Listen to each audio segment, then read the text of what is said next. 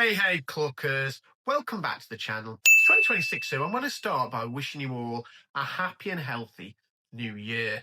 And let's hope the 2026 theme park season is great, brings us all together, and it's lots of fun. I'm going to start, I've got to be honest, this video is going to be a little bit negative. The Alton Towers content creator program did come to an end 31st December. Now, I've seen a lot of talk, a lot of posts from various accounts that quite big accounts, to be fair, that weren't on the programme, decided they didn't want to be a part of the programme, delivering misinformation and their opinions and kind of well wishes that it's over and that kind of stuff.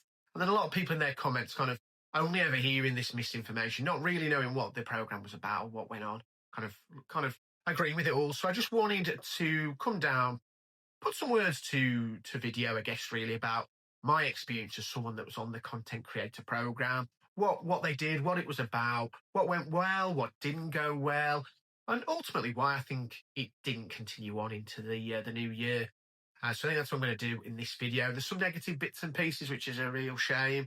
There's some really good stuff I wanted to talk about as well. I just wanted to put it all on film, give it a watch. I'd love to know what your opinion of the programme was from someone on the outside. And I'm hoping kind of by you watching the video at the end, you have a bit slightly different opinion. If not, obviously I still want to hear it. So let us know in the comments below. But yeah, let's jump in. Let's talk about this programme. So let's talk about what a content creator program is, first of all.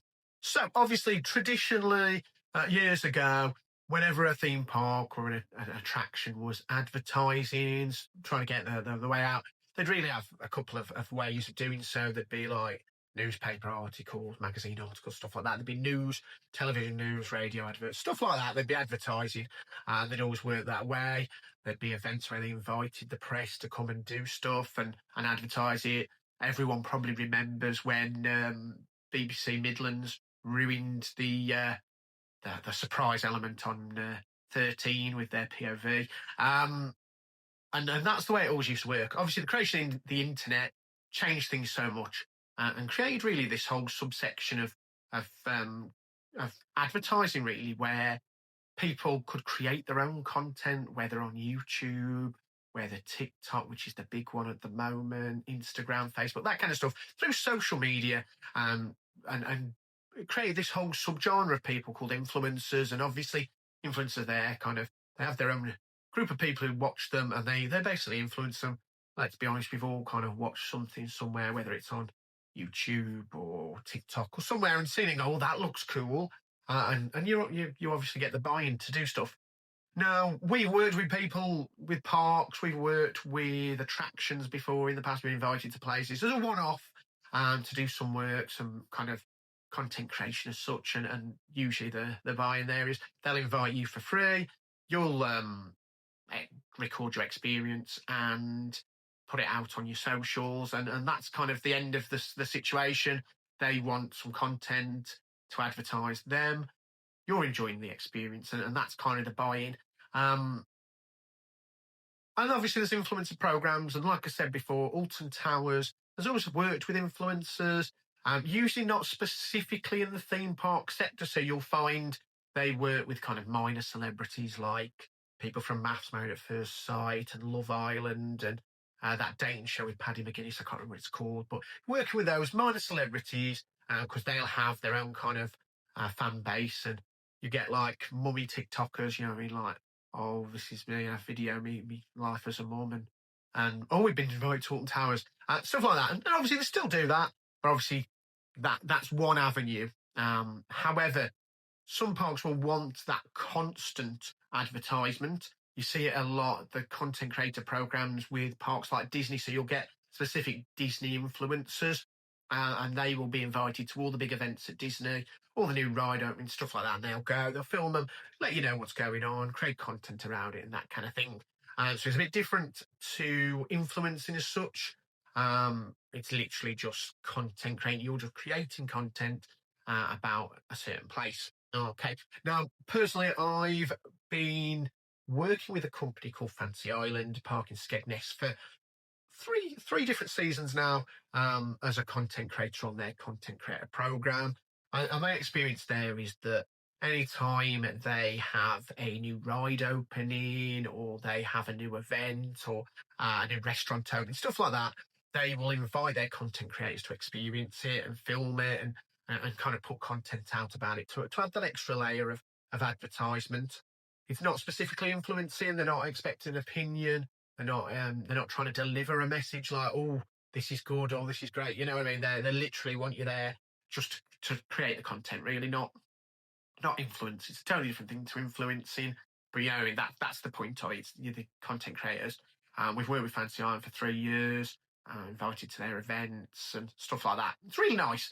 Alton Towers in 2024, some early 2024. I've got to be honest, I can't give too much detail about this because I was never a part of this. But with select theme park content creators, they were doing some events. Now, these are only things that we only really know because we've seen the posts across social media, the videos. Not, like I said, not a part of it back then. But yeah, they were working with select theme park content creators. I did some special things with them. So there was an auction and there was some backstage stuff that went on, content creating. And it was a bit like, it seems from the outside to have been a who you know, not what you know kind of situation. Alton Towers wanted to increase what they were doing, I guess was probably the best. So towards the end of the 2024 season, they put an application out. They put a post out that said they're creating a content creator program. Like I say, for me, it seemed just like kind of what Fancy Island and other parks do. So I was like, oh, interesting. I've got to be honest, with the whole it's who you know some situations, sometimes you get a feeling like, oh, I don't know if this is going to be for me. I don't know if I'm going to get on. So I was a bit skeptical at first. I wasn't going to apply. Okay. A friend talked me into it, a friend who actually works for Merlin. So I've got to be honest, they kind of said, look, I know that you won't get that feeling, you haven't got that buy-in, you don't, like say, these events have happened in the past that you haven't been a part of because you don't know anyone, but you should apply. You've got that love for Alton Towers, it's your local park, we can tell it's something you really care about, so I think you should apply. So I did. Didn't expect anything. The application form online, anyone could apply. They had some stipulations, so there was you had to be over a certain age. Now, in my head, I'm thinking it was 15. Okay. Correct me if I'm wrong. I can't really remember now because obviously I was way above that age.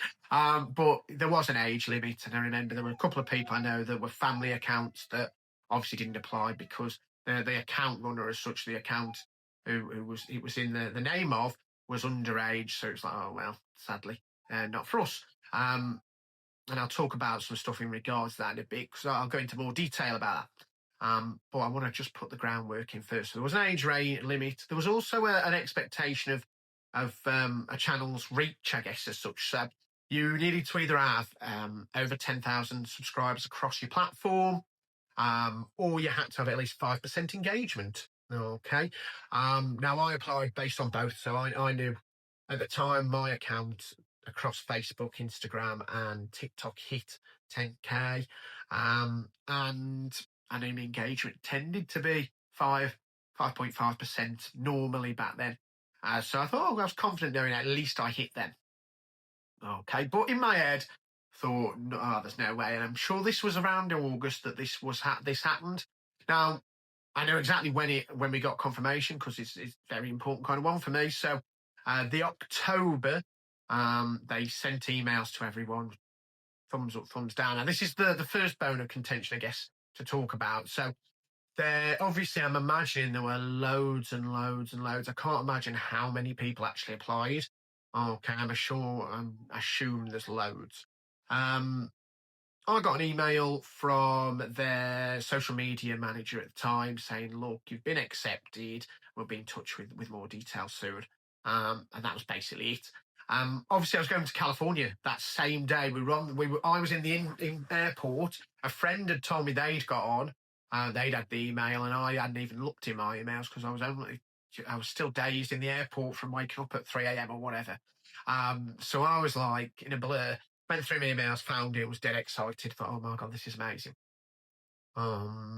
Obviously, at the time, there were other friends kind of posting and other people we follow and other accounts all posting stories about how they were in and they were really excited, all that kind of stuff. I held out just because for me, the trip to California, the first ever trip to Disneyland, Universal were doing a first Halloween Horror Nights as well. That was the important thing in that situation. I didn't want to kind of lose that. So for me, that was the Disney California thing.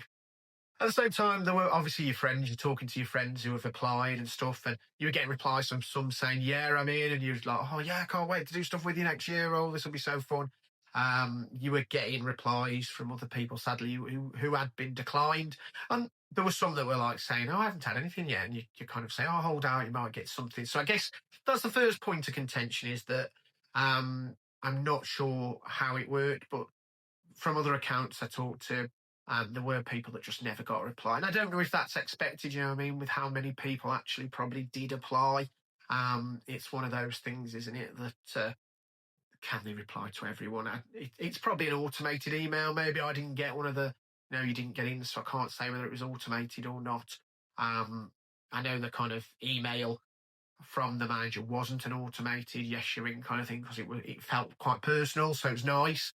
But yeah, I guess that's the first thing. So obviously that's it. We were in, and we were excited.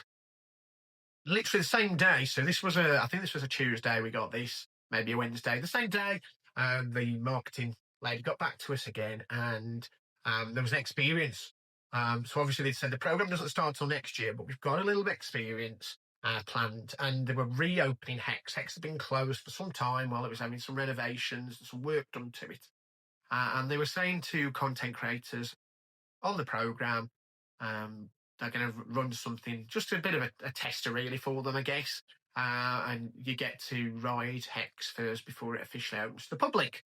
And that was the Friday. Obviously, we were in California, and we'd have been Halloween Horror Nights in it at that kind of time. So we had to kind of reply and say, "No, sorry, we can't, but thanks so much for inviting us." I've got to be honest, the next day after the Halloween Horror Nights, and I saw content created from various people who had been invited and had gone.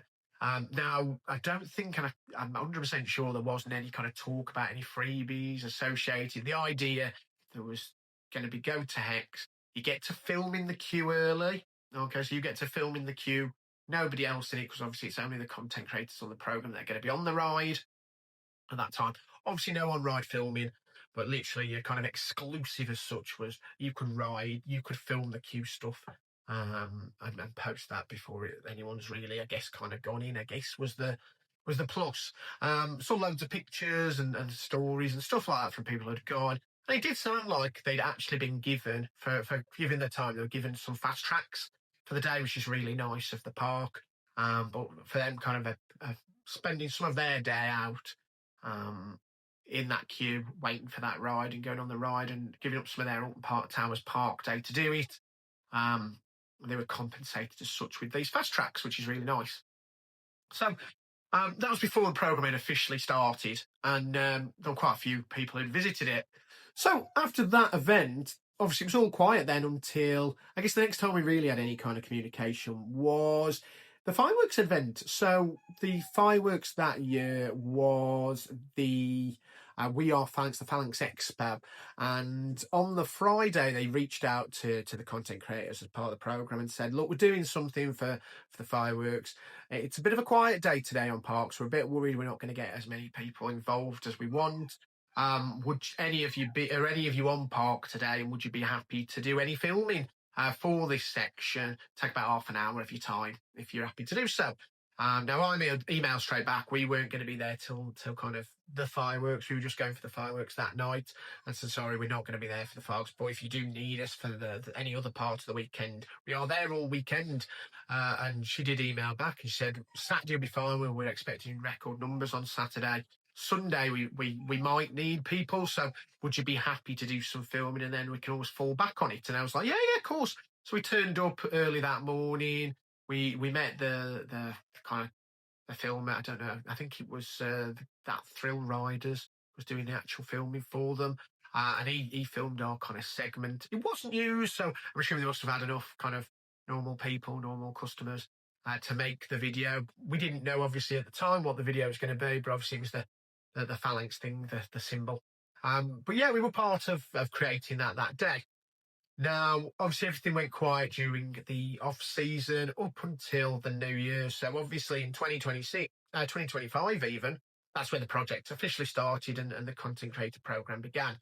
First thing we really heard, we had a Teams meeting with the social media managers of Alton Towers. And I think they had to run a few sessions in the end, but it was a Teams meeting with ourselves and I think it was 40 other accounts on when we did it. And then they had to do a few mop up sessions because obviously getting everyone in one place at the same time is quite hard. And obviously that meeting was where they went through what they wanted from the project, what it was about, and what was going to happen going forward. And it was quite an exciting one. So they told us ultimately not an influencer event. It's not about kind of being theme park influencers. It is literally content creation. They want you for your content creating, and they're going to give some unique experiences for your content creation. If you've got any ideas, they'd love to work with you to create some unique content as well. And that was the idea. You were there to kind of create content. They quite clearly said at the very start that this isn't about us telling you what to post. This isn't about us giving you what opinions that, and you have to kind of give those opinions to. Um, we just literally want you to. It's just for content creating. We could have called it an influencer program if we wanted influencers, but we don't. They said what happened is that Merlin had greenlit a budget for this, okay, and they've budgeted it out. They've worked out what they'll need, and they've kind of got as many people in as they possibly could for that budget. Okay, and there seemed like a lot. I think there was numbers of like over 100 different accounts that were a part of the program. Like I say, the only thing I knew at that point there was 40 different accounts on that Teams call. Okay, but in that Teams call they talked about their expectations. So ultimately, like I say, they didn't expect us to go in creating content as an influencer. So they didn't expect us to go around saying everything's hunky-dory, everything's great, this is that, this is good, that's good, and give false opinions. They wanted honest opinions. They wanted us to be honest and unique in ourselves and to create our content the way we create our content. Okay, there were a couple of things that are stipulations. So obviously, and this should be a no-brainer to anyone who creates content at Alton Towers anyway, is that they don't allow on film recording. They don't. It's one of the big things. And we'll talk about that in a bit because I've got some stuff to talk about. But they didn't want any unauthorized POV footage, meta glasses, stuff like that. They didn't want any of that kind of for their content creators because obviously you're an ambassador as such for the park, and if you're creating content where you're putting out POV videos unauthorized, anyone's going to think that's fine to do, aren't they? So that was a big no-no. And the other one was safety concerns, things like climbing up fences to get the shots of construction stuff, which I know I've been guilty of in the past. Don't get me wrong, I was one of those people put my camera over the top of the fence to record when they were filming Nemesis, and you know what I mean, like catching bits of the Nemesis build and all that kind of stuff. And I get that what they're saying, and it's dangerous. Flying drones over can stop work and all that kind of stuff. So I guess it's one of the things. It gives you the appreciation that actually, yes, you're creating content. You kind of want to get these score the hottest news and the latest pictures and things and construction updates before anyone else. But you've got to be on it. You've got to be careful, haven't you? You can't kind of take pictures over the fence necessarily, because one person does it and 100 people do it, and they're trying to. If you're an ambassador, they don't want that. So they were the big stipulations. On-ride footage, a big no-no, and obviously just be sensible with what you're filming. So don't kind of go around sticking your camera over fences and climbing up, get into unauthorized areas to take pictures of stuff, because other people will see that and think that's fine to do. But a lot of that kind of should be standard, you know what I mean? I don't think even when we were kind of in our heyday of taking footage of the Nemesis construction, I don't think we ever went that kind of dangerous route. So I'd say don't do that. If you are, it's not worth endangering you or anyone else just to get that picture. At the time, they were talking about how they were going to run exclusive events set for us to create content, get some behind the scenes stuff people in the general public don't tend to see, because that's the thing, isn't it? Ultimately, What's the point in a content creator program where everything's just the same? You're just doing the same as anyone else. And that was what they kind of highlighted. And they obviously talked about the first big experience, which was going to be the new ride. Obviously, we didn't know the name at the time. We didn't know what we knew it was going to be a top spin. But they were saying, look, we're going to run an event before it opens for you guys. I guess that was all at the time on the first meeting, but obviously we were excited. We started getting emails with exclusives. Now, the exclusives were an interesting one. So what tended to happen with these is we would get an email sent out to everyone, and it would literally be the press release that they were about to put out, and we'd get it maybe 20 minutes before officially goes out, and we were just said, and it just said, obviously, there's an NDA, don't announce it until this time, but obviously you can announce it. So we got things like the Toxicator name. So that was one of the first ones. Obviously, we got the little preview video where it revealed that it was called Toxicator, and we got that early. So we were, but when I say early, it's a tough one, isn't it? Because they send it about 15-20 minutes before it goes out to anyone else. So you've got to be pretty lucky to be looking at your emails on a day where you don't expect something to be dropped, to see it and then be prepared. I guess I was quite lucky in a lot of respects, a lot of the time, that due to my job, I was ahead of the curve a lot of the time. I was just looking at my emails. But I know a lot of people that would never have seen it anywhere near until everyone else has posted it. And that was a bit of a shame that they couldn't give you any forewarning. I don't know why they didn't trust us enough to kind of give us maybe an hour, 2 hours a day, something like that. But I get it. It's one of those, isn't it? But obviously, we got the Toxicator name first. We got the first test footage first. Stuff like that. So we got those early. We got other bits and pieces of the news stories first. And we were just said, look, you're posting 10-15 minutes at this specific time, but don't post it till then, and it's a bit of a heads up. Now, it got closer and closer to the Toxicator event. Before the Toxicator event happened, the Pirates event was going on. Now, I'm going to be honest, the Alton Towers run a pirate event during half term. Limited rides open, usually kind of the pirate area, CBeebies Land, maybe the odd bits and pieces elsewhere. Now, that year, they were doing, well, it was last year, so I don't say that year. Last year, they did an actor-led experience called, I can't remember what it was called, Pirate Quest. I can't remember what it was called. It was pretty good. They'd been advertising it for a while. But there were struggles to book anything, I remember at first. And a couple of other people who I knew that were on the program with me and stuff had said, look, we wanted to get tickets, but we're struggling to get them. I'm going to email across and see if we can. And I remember being the same. I emailed and said, look, we'd love to do it.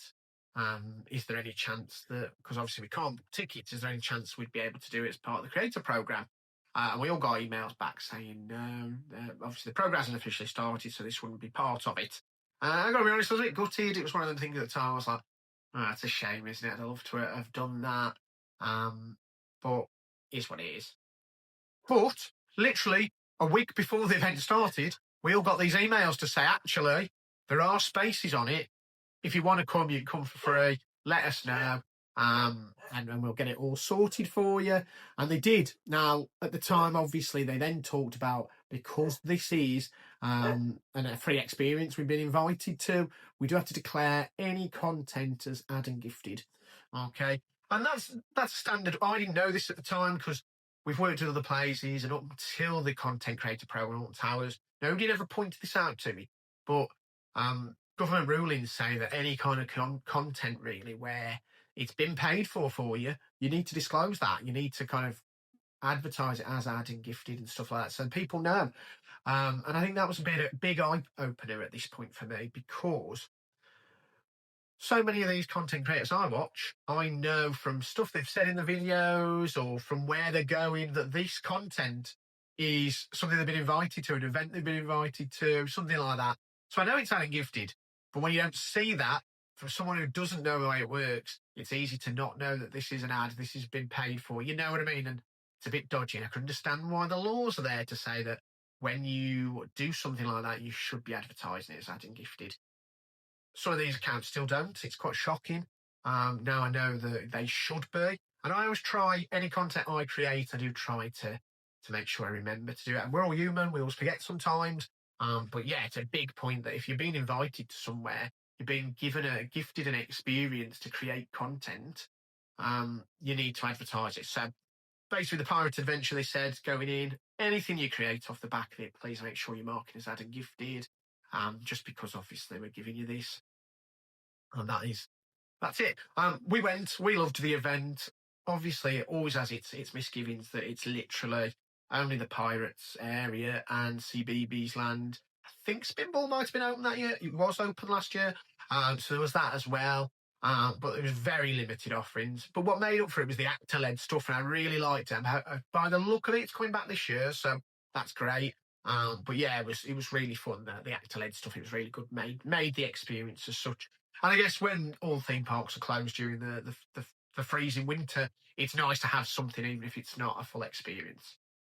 Um, Obviously, closer to Toxicator, we were invited to an event the day before opening theme park season, and it was a Toxicator event. And part of the event was that we were going to, for the first time, be able to record on-ride footage. Okay, it was really exciting. That was the draw for most people, was that we're going to get to ride this before it opens the next day, but we are going to get to film on it. Okay. There were a few hoops we had to go through, so we were told we had to use proper equipment. We couldn't, just use a phone and put it in your hands. So it was like chest harnesses, wrist harnesses, stuff like that. And it had to be signed off. We had to create our own safety information, so we had to create a personal plan. We had to have our own insurance as well. So we had to have our own public liability insurance. And we had to have kind of some forms that we had to fill in that I can't even remember the name of now. And I've got to be honest, they were the worries. So obviously for someone who never had to do it, it's been to theme parks and that allow on-ride footage as standard. Didn't need insurance before, so we didn't know what we were doing with that. And we didn't know anything about these health and safety forms that they wanted us to create. And that was a lot of kind of worry for a lot of people trying to get involved with it, wanted to get involved. And I think it was a barrier for some. Obviously, some people still went to the event, just didn't film on the ride because either they were worried about the costs of insurance or how to work it or getting the forms filled in. In a way, they were great because they did kind of they did give us help with filling these forms out, but it felt like it was a lot. It felt like these were kind of big. I got to be honest, they filmed way too professional. These forms did for theme park content creators as such. And like I say, I'd worked with Fancy Island in the past. Yes, they want you to have some public liability insurance, but yeah, all the other kind of stuff, all these other forms, yeah, nothing like that. And like I say, I've been to bigger parks as well that don't require that kind of stuff either. So it was a bit of a shock to the system. And I guess, but they did send some stuff to help us, and we did manage to get all the right documentation in. So we're all set. We're all set, ready for the event. I turned up. It was a great event. I can't kind of say anything otherwise. We were taken to the roller coaster restaurant. Okay, we had a brief talk from the builders of the ride, who talked about how much cement had gone into it, all that kind of stuff. Social media team who talked about the social media campaign. We were shown the new menu for the roller coaster restaurant, so we got to sample that and put videos out with that in it. We then broke into three groups as such, so that it could take it all on, because it would be hard to just get everyone all in one go on the ride, because it doesn't fit that many people in a go. And that was the idea. We had all of equipment tested and checked, and obviously, if they weren't deemed secure enough, they were zip locked and stuff like that, tied up, so that everything was as safe as it could be. And if once it passed, you got a green sticker. I think I've still got a green sticker on my GoPro harness from that event. But the three groups were split off as such, so we'd had food, which I think was silly, kind of looking back on it, food first. But we had food. We were given a goodie bag.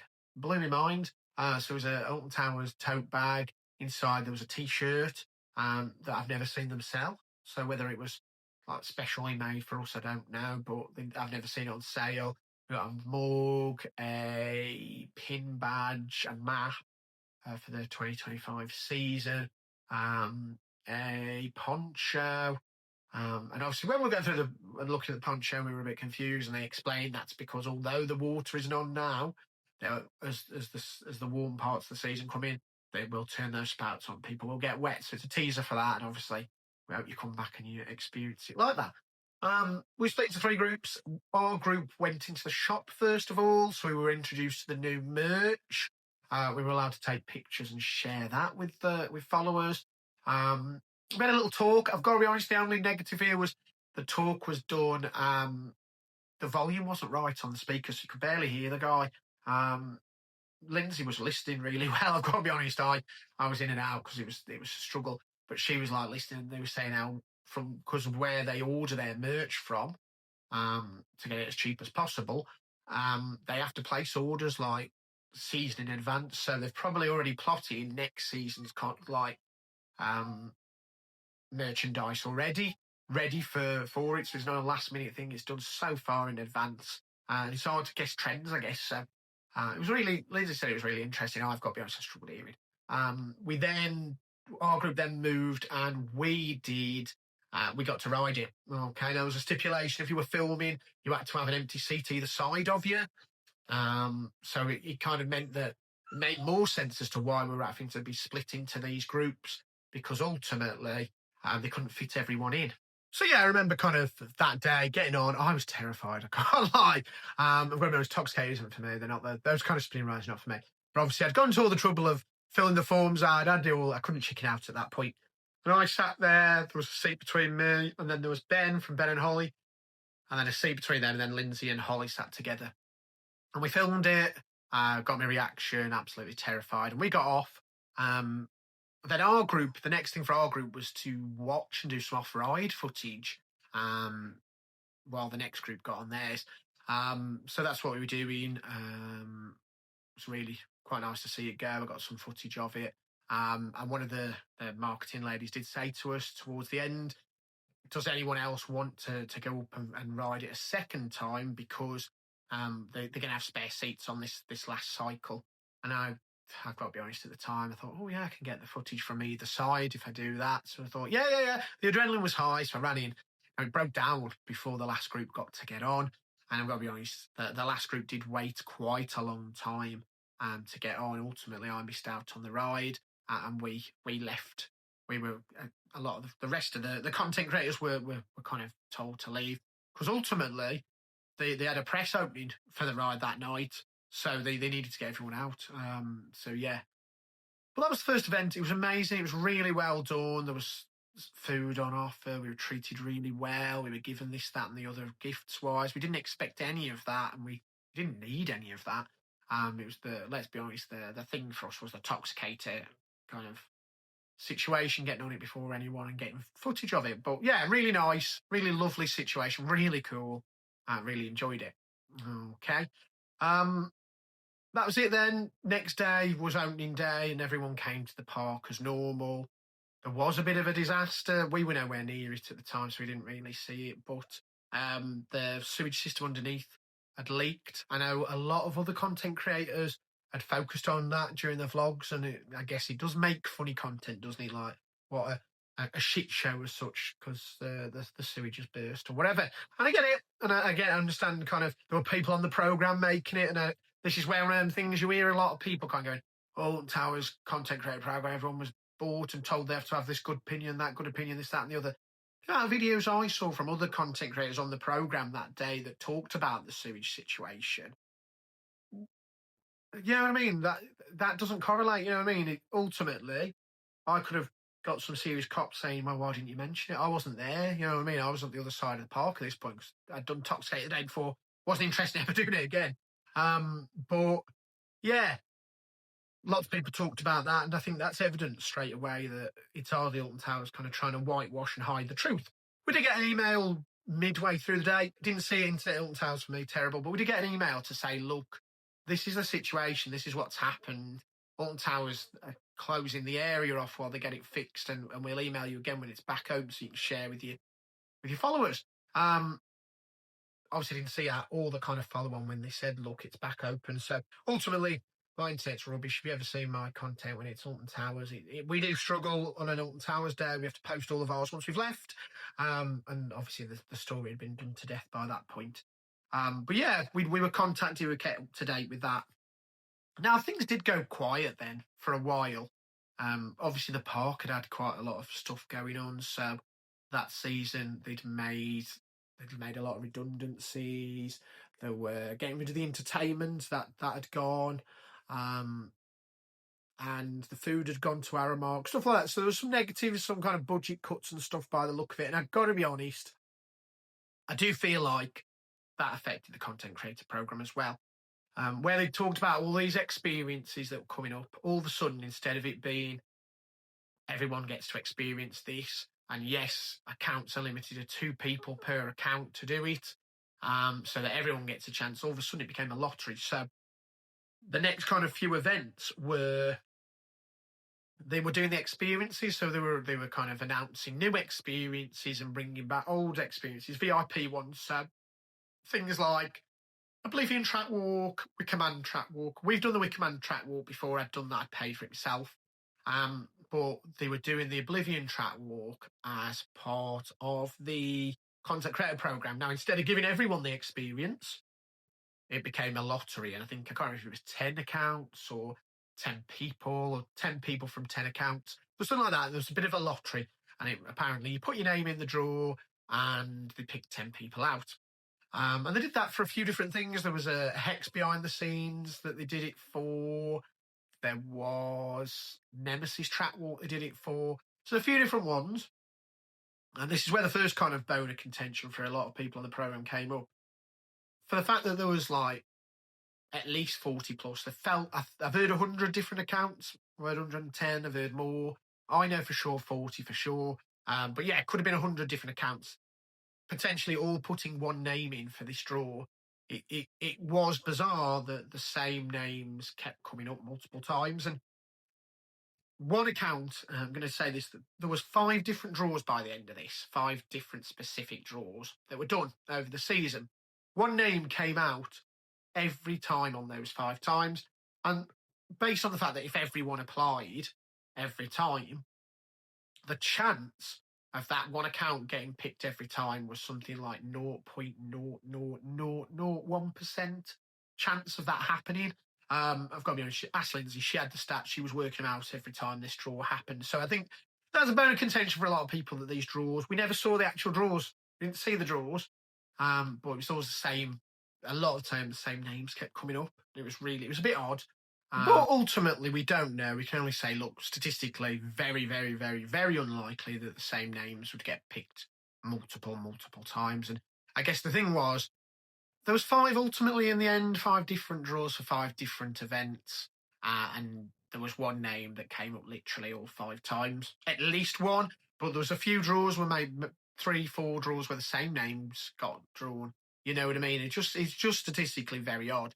But we won't dwell on that. What I think the thing to take away is that this went from, look, we're only allowing 2 people from every account to do these so that we can get every account on these things, to ultimately, look, it's a draw and 1 person per account can do this, and there's 10 places. So I think like the budget got cut is what I think in regards of a lot of these experiences. I could be wrong, you know what I mean? I could be completely and utterly wrong.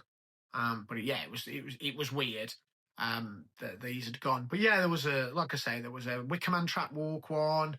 There was the Hex behind the scenes. There was the Nemesis Track Walk. So there's various ones. One we did get on was the Garden Walk. And the Garden and Garden Tower Walk came along, and there was X amount of players. I can't remember if it was 20, something like that. And they asked for people to apply. I applied, and we all got in ultimately. We were all allowed to do it, and we were even allowed to bring 2 people because not many people had actually applied for it, which is a shame because I really enjoyed the experience. And for £10, which is what it normally costs, it was a really nice experience. But yeah, we create content on that. We were still getting the updates every so often to say, look, this is some news dropping. You can share it at X times. So there's things like the Bluey Coaster coming along. There was obviously more Toxicator stuff, the brand new Scare Maze coming, all that kind of stuff. We were told a little bit in advance, usually between 20 and 30 minutes in advance. It got slightly better, but yeah. They'd gone from all these experiences that were promising to a few limited experiences that became a draw. And I guess that's what I want to kind of touch on next is what we actually got for being part of the content creator program. Because I guess the whole ad and gifted thing throws confusion in here. So I've seen kind of a lot of comments to creators on the program saying, dobbers, your scroungers, that kind of thing. I will say, look, during our whole experience, we got invited to a Toxicator behind the scenes event before it opened. We got the Tower Walk, which would have cost 10 quid normally to someone who wants to do it. We got Scarefest invites, which I'll talk about in a minute. But we still had to pay for our own tickets to get in. Okay, so you just want to put that. We were given the kind of the mazes for free, and we were given fast tracks for free, but the actual event we paid to get into. Like I say, we were given the pirate stuff, but if we'd been able to book it, we would have. Like I say, I would have paid for it already because we didn't know we were getting that. It's just there weren't any tickets at the time. There was one other thing. What was the last one? There was something else. I can't remember what the other event was. Oh, we were. I'll talk about this in a moment. We were given recording Nemesis footage, but it was after the park closed.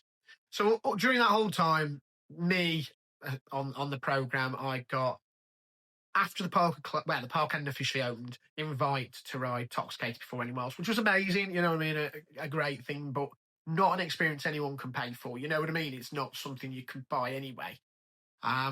We got tickets to the pirate thing, but they were £10 normally if we'd have been able to book them.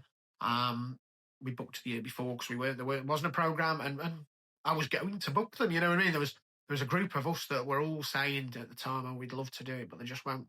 They're not selling the tickets. You have to buy the hotel at the moment. But we could go in the week if we wanted and pay the £10. So there was that.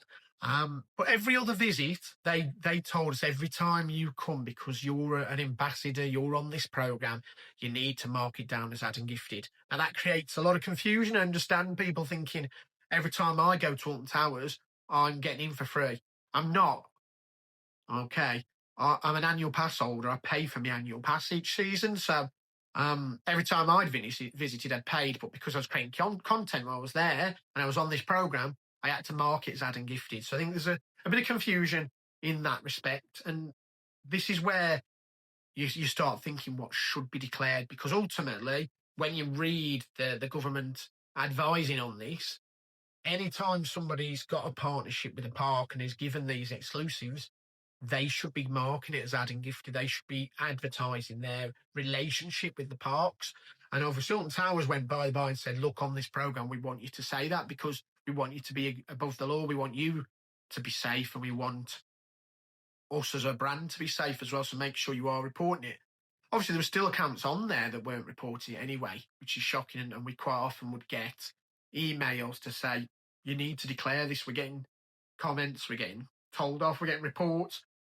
You're not declaring this. So there were still accounts not, but the majority of us were marking everything as Adam Gifted, which I guess does create a bit of confusion. I understand why there were people out there who don't understand the situation, who don't understand the laws and the rules and stuff like that, who would think, hang on, this guy's going up the towers every day. Like I know accounts, not myself, but I know accounts that are there like 2 or 3 times a week, advertising everything they do as Adam Gifted. I understand kind of the frustration people would have going, hang on, he's going to Alton Towers every week and he's just having a jolly and he's there all the time and he's not paying for any of it. It wasn't like that. It definitely wasn't like that. A lot of us were annual pass holders beforehand. And yeah, there was never any free tickets for anything. Literally, apart from the pirate event, which was given to us for free, every other park day we had to pay to get in the park first of all. So the Scarefest invite, we had to pay for. Okay, we had to pay to get into the park for Scarefest. We just got the maze tickets and the fast tracks for free. Okay. Same with like I say, the garden walk tour. The rest of the garden walk tour happens at the end of the day when the park's closed. So you walk through the gardens and then you go into the actual towers. That happens after the park closes. And if you wanted to be in the park for the day, you'd have to pay for the day, which isn't a problem, is it, when you're an annual pass holder and you're paying for it? But I guess I can understand why someone would see the content created and think, hang on, this guy's not paying for any of his trips to this park. Not the way it works with Alton Towers at all. And I guess I can understand the confusion. Now, I'm going to be honest, I've worked with other companies on content creator programs, and that's how it works. You know what I mean? There are parks where I've visited as a content creator and not paid for a single trip there. So it swings around about. You don't hear people necessarily moaning about people on content creator programs for other parks, but weirdly Alton Towers you did. And I don't know if this was because you were told every time, and they really drilled in that you need to be declaring it as added and gifted. Well, some of the other programs I've worked on, yes, now I declare them as added and gifted because I know I should be, but I wasn't back then. So it's one of those learning curve. I understand why people seem to think anyone on the program was getting this, that, and the other for free. I just wanted to say, look, we didn't. The experiences I got personally were the Toxicator experience, the pirate event, the garden walk, Scarefest attractions. So we were allowed in the mazes for free, and we were given fast tracks for the day. That was that one, and the last one. Obviously, we were allowed to film on ride on Nemesis, which draws me to the next point, I guess, is on ride filming. So, Alton Towers really strict with on ride filming. Okay, authorised POV wise, you go to some parks and you know what I mean. SeaWorld, we've just come back from recently. They allow filming; they're not kind of strict on it at all. And ultimately, if you Google like pipeline, you'll find thousands of POVs from different creators, different people that have got a GoPro on or a different camera that they can put on a harness, and they film the whole ride, and that's completely fine. And every park's got their own rules on that and works differently. On Towers, though, you will find kind of official POVs from specific places, whether it's the park, whether it's people like Theme Park Worldwide they do work with, stuff like that. But they are pretty strict with it. Okay, they're really strict. So like I say, on the Toxicator day, it was the first time we were ever allowed to film.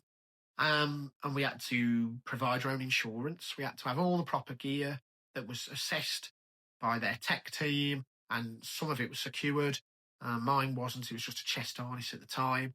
And obviously they checked it all over official GoPro one. That's perfectly fine. But yeah, I mean, I've seen some people with the proper GoPro wrist straps and stuff, and with like all the ties round them that the tech team had put on them to make them even safer, stuff like that. We had to fill in all these kind of health and safety assessments, all that kind of stuff ourselves. Now, for a while, obviously, I know I'd been kind of messaging and emailing about it, and I know a few other people had that they'd love to. They'd talked about on-ride footage and us being allowed to do that, and we'd all been kind of requesting it. And I kept saying, you know what, for my content about fears and stuff, I'd love to do a POV of a ride and break it down and talk about what it is, what's to be scared, stuff like that. Kept getting the pushback of, we are going to do it, we are going to open it, we're just waiting for the right time, and we are going to do it. At the same time, they'd allowed, for example, Theme Park Worldwide had been given kind of the opportunity to film recently on all the rides, and they were part of the content creator program. So there was a bit of frustration from some people, but they did finally, in June, kind of send out a questionnaire saying which ride would you like to film on, and gave us a choice. In the end, they decided Nemesis. Okay. So that night, once the park had closed, we were invited to come down and ride Nemesis and film on it. Once again, you needed insurance, you needed the public liability and your health and safety forms, all that kind of stuff. Your GoPros and your on-ride, your filming stuff was all checked over. To be honest, I had a nightmare. GoPro I'd been using for years, literally the week before the event, the week before we were invited, stopped working. I had to go out and buy one last minute. I was terrified. Oh God, it's going to be a nightmare cost. But we went down. It was lovely. It was a beautiful night. The footage is great. We were given a ride round on the front. We were allowed to ride it quite a few times. I think we did 6. There was a group of us that just kept riding it. getting different angles, and obviously most people want to do the front row. You know what I mean? If you're filming on a ride, you're doing front row, aren't you? So they kept sending it. So after I'd done the first couple on the front row, I'd get on other people's and sit in the second, third, back row, stuff like that, just get on the ride, I guess, really. But they were really strict, and ultimately there was only that one experience. Now they kept saying that after like the busy summer holiday period, there'd be a second one. I've got to be honest, sadly it never materialised. And I guess that's a shame. It was something that was promised that we'd be able to do these kind of things, and it was an experience that sadly the park didn't take up. And I don't know whether that is because there was a bit of backlash from people that couldn't film on it. There was a bit of whether it was the costs, because obviously they have to have the tech team and they have to have operators to stay with the ride as well, and they have to keep the park open a little bit later for everyone. But who knows? Like I say, in my opinion, there was a lot of budget cuts on this. We went from having kind of a specific team, social media team working. As time went on, we got less and less of the important notices and kind of upfront knowledge. I remember there was a few things that we weren't just told about, things like the food package, the hotel food package deal that was coming, that seemed like a real good win for people who were hotel guests. We weren't told about that in advance. There's a few things that we just weren't kind of told in advance like we were at the start, and I think that was budget. Some of the people came and went that were managing it, like they left of their own accord, they quit and moved elsewhere, and it just felt to me like there was a bit of a downsizing. Brings me on to the Halloween one. So this is where things really felt a bit awkward. So Scarefest, they've been advertising Scarefest for a while. They're doing some VIP behind the scenes stuff. So I think it was Compound, and they were doing a ghost walk. We were given the information that was coming early, but we were also told in that same email there's no places for content creators because we know it's going to be busy. It's going to be a book up quick. So sadly, if you want to do it, obviously you can pay. There's no discounts or anything. But obviously, we can't kind of comp any of this. We're not going to give anything for free, which then made me think, oh, Halloween's going to come. There's not going to be any freebies there. But it is what it is, isn't it? You go, we're going to experience these things anyway. I'm going to honest, we didn't do the ghost tour or the behind the scenes Compound stuff, partly because I wasn't there. So we went to Florida. I went to Halloween Horror Nights, loved it. But at the same time, when they'd announced what you could and couldn't do, there was a lot of restrictions on what you could actually take pictures or film of. So it just seemed like not worth it from a content creator point of view. But when it came to Scarefest, they were doing a Scarefest event. So I think it was advertised as 10 accounts. I can't remember if it was 10 or 20 or whatever. But on Scarefest opening day, 10 accounts would get to go through the new maze, the new maze edge of the forest early, and then they'd get tickets to do all the other mazes, and they'd get fast tracks. Obviously, we applied, and I'm going to be honest, in that draw, this was the first time they did it, but they sent the draw out. Okay. The draw was drawn, we watched it, and I was one of the names, and it was like, oh my God, I can't believe it. I was so excited. Because that was the first time they did a draw and the first time my name had come out. So yeah, they'd replied, so you've won. And all day I was excited. I think I'd posted a story about it. I talked to a few other people that were doing it as well, and they were excited. But that afternoon, we got another email. They'd obviously, because they'd shown the draw, people had been able to watch the draw back, watch the names on the wheel, and they obviously noticed their name wasn't in there. So obviously they'd then commented and replied and said, you drew the draw, but you didn't put my name in. And Alton Towers then went back and told us all, look, we're going to have to redraw it again. So the 10 that had won, which included myself, were a bit like, what? Hang on. No, that's not fair. And I was like furious. I've got to be honest, I was gutted because we'd been kind of saying for weeks, the same name isn't going to come up more than once. Statistically, the chance of the same name coming up twice is very unlikely. You know what I mean? And it's like we said before, 6 times 0.00001% chance of it coming up. So it felt like there's no chance that my name's going to come up twice. And guess what? Didn't come up the second time. Now, the second time, I didn't even know the draw had happened. So the draw happened, and we got this email saying, "Oh, you've won." Came back, and one of the friends who hadn't won the first time actually won the second time, and messaged me saying, "Oh, I'm in now. Did you?" When I was like, I didn't even know it had been drawn. I hadn't been sent the email with the video on.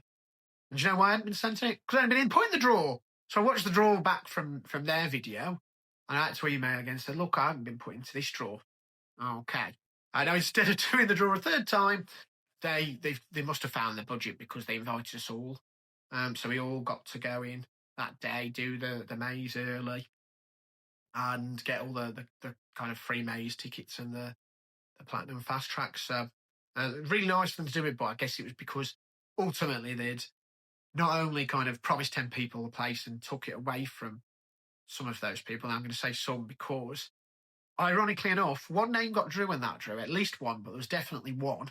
There was one name that got drawn in that draw, and then the second draw came and they also got drawn. Say what you will, but obviously they weren't going to draw it third time, were they? So they just gave it all, which is lovely, and it was an amazing experience. But once again, we did have to pay for entry to the park, so I just want to clear that out. It wasn't a completely free day. What was free was obviously the mazes and the fast track. What experience did we have for content creating there? We didn't really. I'm going to be honest. Obviously, we could review them, and we did film our review of the new maze. But we couldn't film in any of the mazes. That was a strict no-go. And in fact, at the start, we were told we weren't even going to be able to film in the scare zones, which obviously I'd never been told not to in the past. I'd filmed in these zones the year before, done full POVs and all that kind of stuff, and seen a lot of other channels and seen kind of, like Theme Park Worldwide do it, and not kind of say that, kind of disclose that you're not allowed to normally, and they've been given that extra privilege. It's just a kind of standard thing, isn't it? So for us to be told we couldn't at first, they did a U-turn on the day. So at the end of the day, we went and did film it in the dark. But yeah, the dark forest, the haunted hollow, is it called Dark Hollow? Dark Hollow, and a burial grounds we did at the end, and filmed it because we were told up until that point that we couldn't. But yeah, experience-wise, that was kind of the last real thing we had, kind of, and communication-wise from them at all. So we'd had that event, and then literally the next time we heard anything from the content creator program was the email that said, "Look, it is going to come to an end on the 31st." So sad as it was, that was the end. So I guess kind of what I want to address is, look, first of all, all kind of theme parks run these content creator programs. They run influencer programs as well. When we were there on the Scarefest day, we were put through the same queues as the influencer event.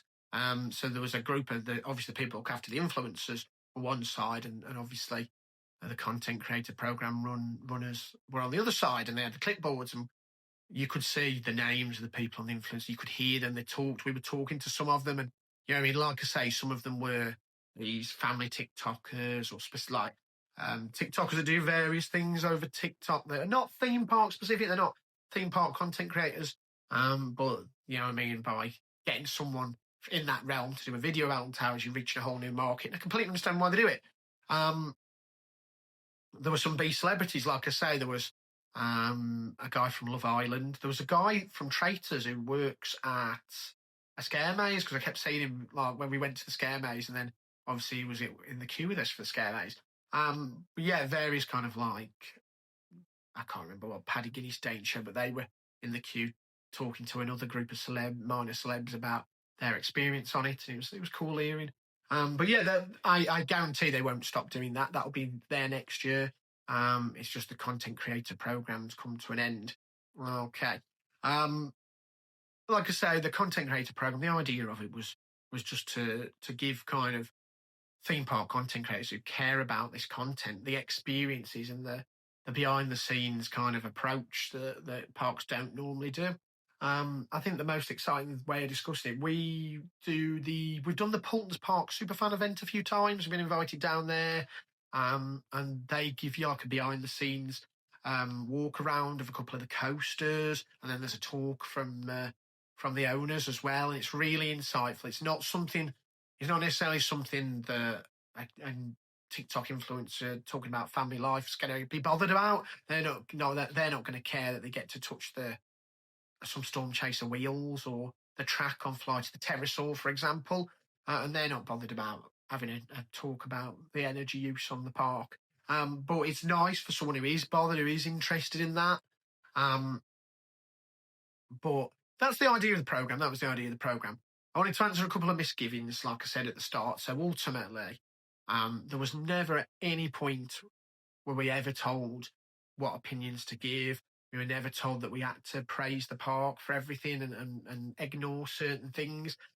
Look, a lot of my content went into how sad it is that they'd got rid of the entertainment team. Went into some of the times we'd had food there and the food was rubbish. Went into kind of terrible ride availability that we had sometimes. And we went to Towers one time and some friends got stuck on Top Skater for an hour. I did a video all about that. There was no point was anyone ever told us we couldn't give our opinions anyway. The only time Alton Towers ever contacted me about any content I'd created in a negative way, I put a meme up.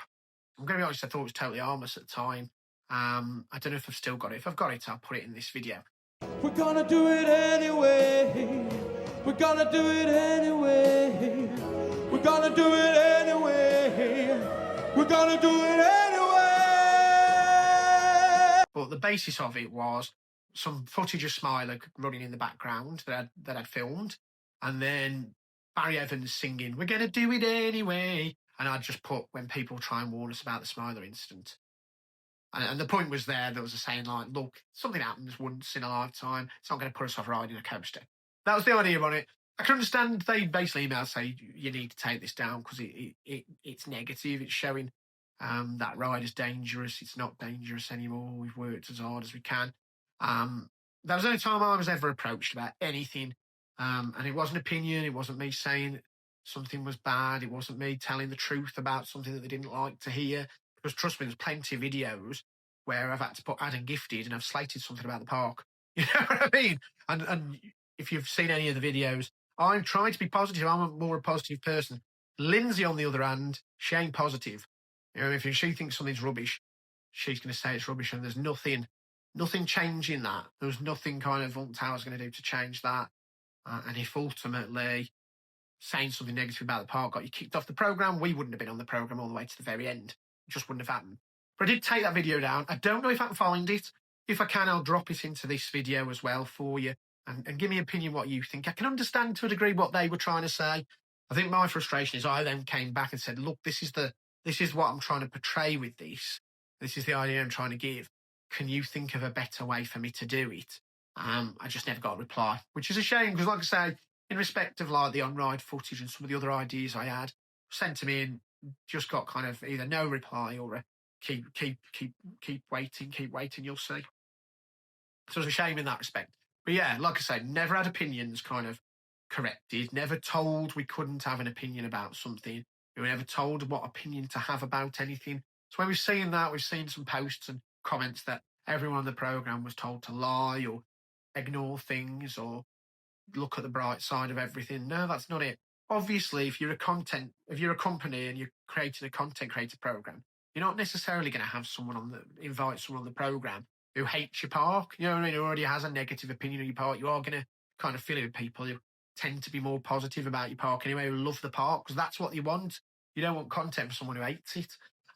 So, yeah, I mean, professionally they are, but if something's bad and you're not happy about it, they're going to want to hear that. They want the feedback and that kind of stuff. So, like I said, nothing, never ever controlled about it. There've been some stuff this year that I was really disappointed with, and I've made it quite well known in all my videos. If you go back and watch any of my vlogs, you'll see when something isn't so good. I've said it's not so good. And if it's not been so good, Lindsay's definitely said more than that.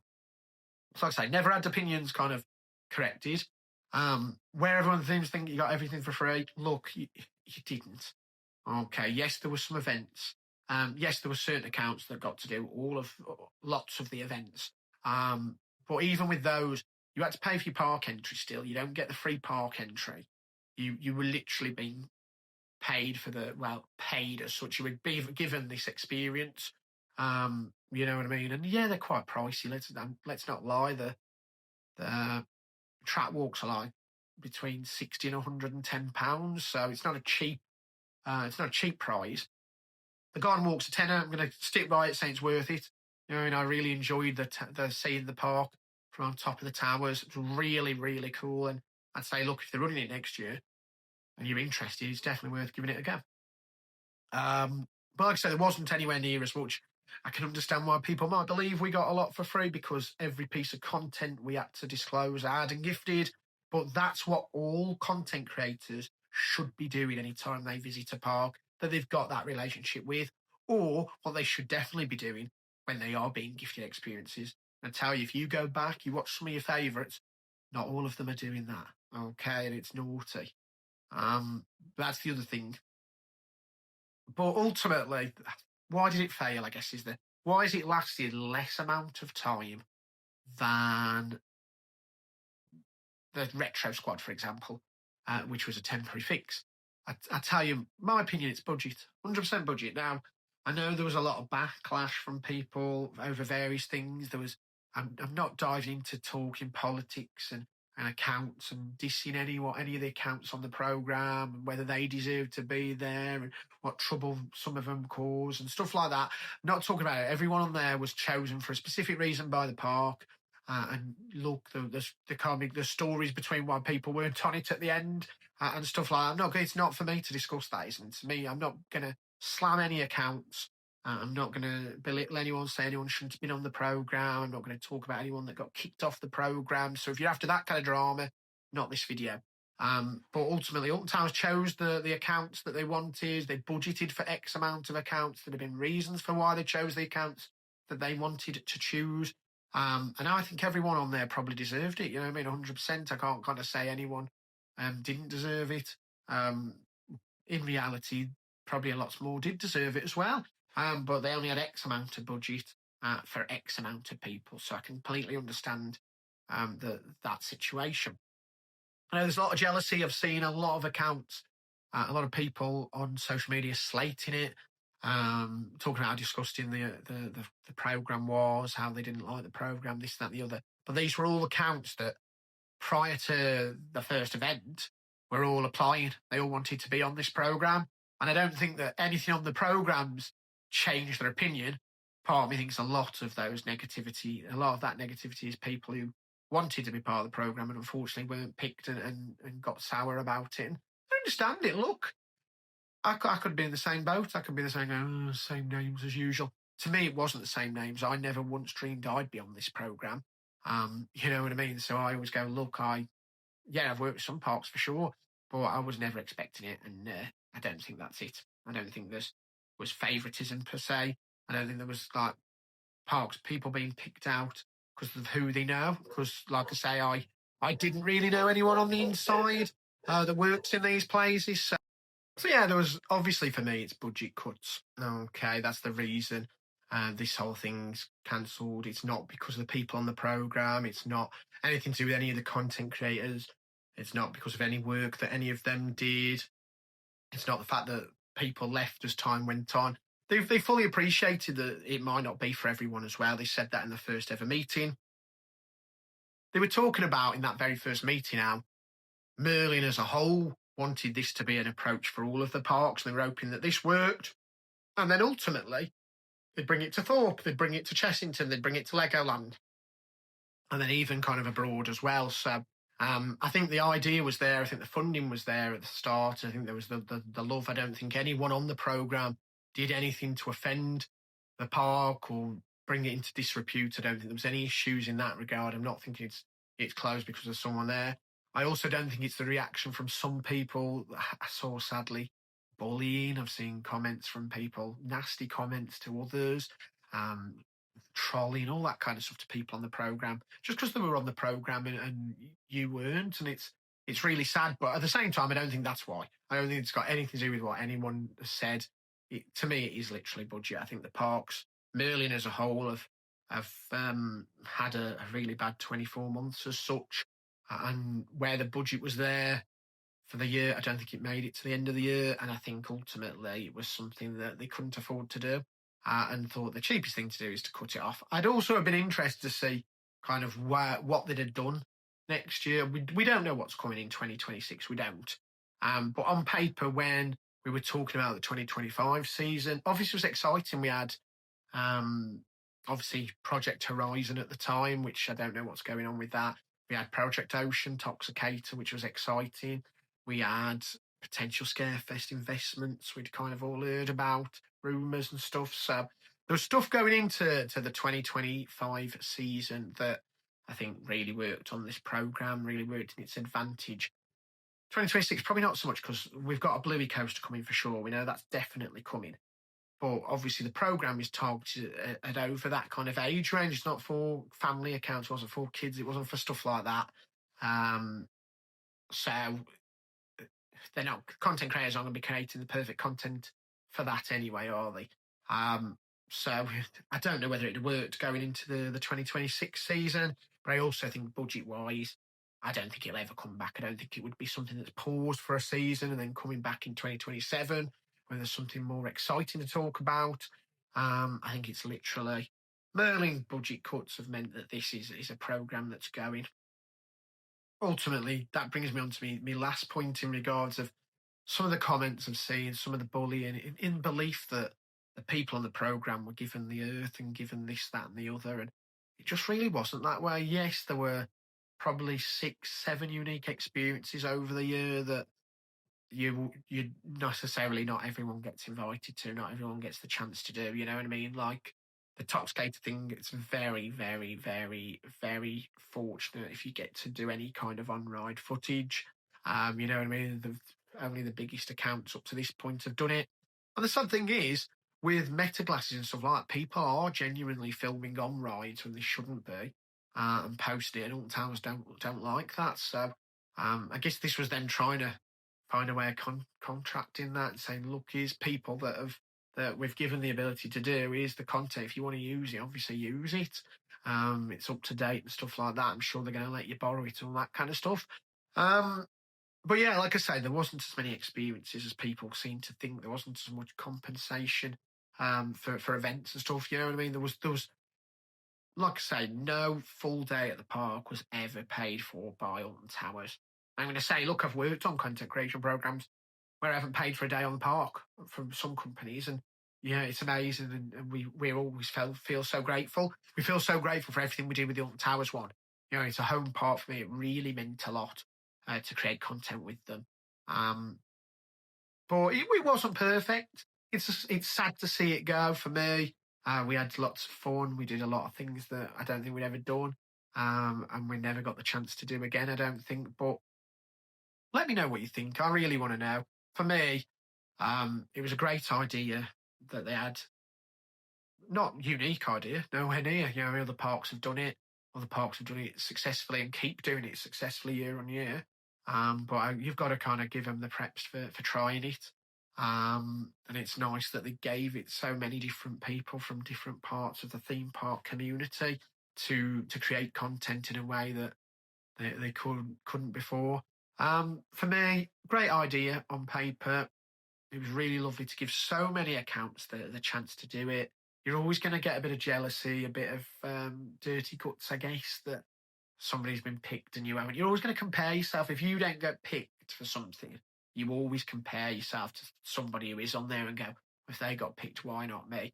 I can't answer that. I'm really sorry that you didn't get picked if you're one of those. You know what I mean? It's one of those. They had their decisions for who they've chosen. I think it was probably fair. I can't tell you what it was because I don't understand it. But you know what I mean? It's not people, you know, like some of these players. It's not who you know, what you know kind of thing. Because I genuinely didn't know anyone on the inside of Alton Towers to have that kind of relationship with and say, look, can you get me on it? Um, but yeah, I think sadly there's a bad smell to it for some reason. Some people really went against it. I know obviously there's always going to be people that weren't kind of didn't get on it to a really negative. I've got to be honest, I had some kind of messages from someone, never met them before, didn't know who the account was really. I've got to be honest, I thought it was a kid account at first, and I kind of thought, because the way they were talking to me, I thought, oh, is this a child account kicking off? But then really nasty, really, really nasty, some of the things they're saying. And I was just trying to calm the situation, explain, say, look, there'll always be more chances to apply and get in the future. And they went from kind of calling me all the names under the sun for being accepted to a program and doing an event that they weren't invited to, and then literally 3 messages later they were begging me to get them into it, and I was like, I can't. Nobody has that power. It's they've booked the people they've booked for the budget they've got. Well, that's what makes me think budget cuts for sure, because there are accounts that left of their own accord because they realised the program wasn't for them. It isn't going to be for everyone, you know what I mean? It was some of the events, well, most of the events were during work time. Okay, now because I live local and they're after my working hours, I could nip down after work, you know what I mean? People not local or working nights or whatever don't have that opportunity. So I understand there were a lot of people that left because the opportunities for them just weren't there. There were people that left for other reasons. Sadly, there were people that kicked off. I'm not going to go into any detail of that. But there were. But as the time went on, this potentially 110 different accounts got smaller and smaller and smaller, and ultimately the Scarefest draw, apparently there was like 30 accounts. I think ultimately, instead of it being guaranteed for everyone, like it could have been, like it was at the very start, it stopped being guaranteed. And then it didn't become guaranteed when less people are on it, which makes me think the budgets were cut and cut and cut to the bare minimum that they were allowed to have, which makes sense why it's been cancelled. But yeah, ultimately, I just wanted to come and say, look, the park never ever told us what we could and couldn't say opinions wise.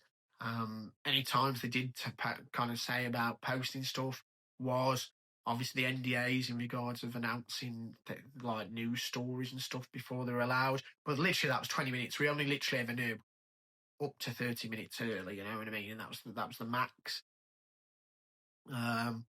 There was a few times where they told us about kind of filming on ride. And yeah, some of it was a bit silly. They said that we weren't allowed to film in CBeebies Land, even if like the ops were saying we could, because we're kind of ambassadors. Nobody should be filming on ride, no matter what the ride is.